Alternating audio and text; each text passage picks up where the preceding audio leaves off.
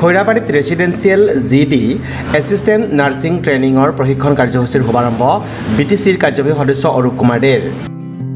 BTR অঞ্চলৰ শিক্ষিত নিবনুৱা যুৱক যুৱতীক কম সময়ৰ ভিতৰত সংস্থাপনৰ বাট মোকলাই দিয়াৰ উদ্দেশ্য আৰু লক্ষ্য আগত ৰাখি BTC চৰকাৰৰ অন্য এক পদক্ষেপ।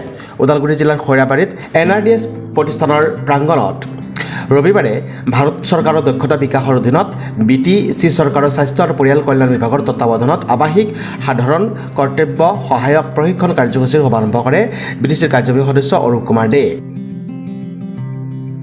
খৈৰাবাৰীস্থিত NRDS প্ৰতিষ্ঠানত নাৰ্ছৰ ছমহীয়া বিনামূলীয়া প্ৰশিক্ষণটোত 250 গৰাকী শিক্ষাৰ্থীয়ে বিনামূলীয়াকৈ প্ৰশিক্ষণ লাভ কৰিব বুলি NRDSৰ স্বত্বাধিকাৰী সুবীৰ চৰকাৰে জানিবলৈ দিছে।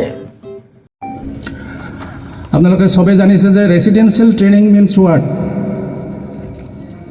যে আপোনাসকলৰ যেটো আৱাস হোষ্টেলত থাকি পেলাই ইয়াত ট্ৰেইনিংটো ল'ব লাগিব আৰু এই ট্ৰেইনিংটো BTR গভৰ্ণমেণ্টে আপোনাসকলক বিনামূলীয়াভাৱে সেইটো আগবঢ়াইছে আৰু ইয়াৰ যেটো উদ্দেশ্য, এই উদ্দেশ্য আপোনাসকলক ব্যাখ্যাকাৰীসকলে আপোনাসকলক ব্যাখ্যা কৰি কৈছে। মই আৰু নতুনকৈ কোৱাৰ প্ৰয়োজন বোধ কৰা নাই।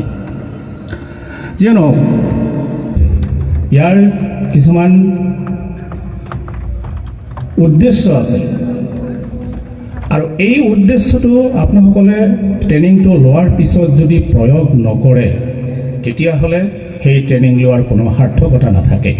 মাজতেও আমাৰ মাজত আহি উপস্থিত হৈছে, তো NRDS গ্ৰুপে আদৰণি জনাইছোঁ।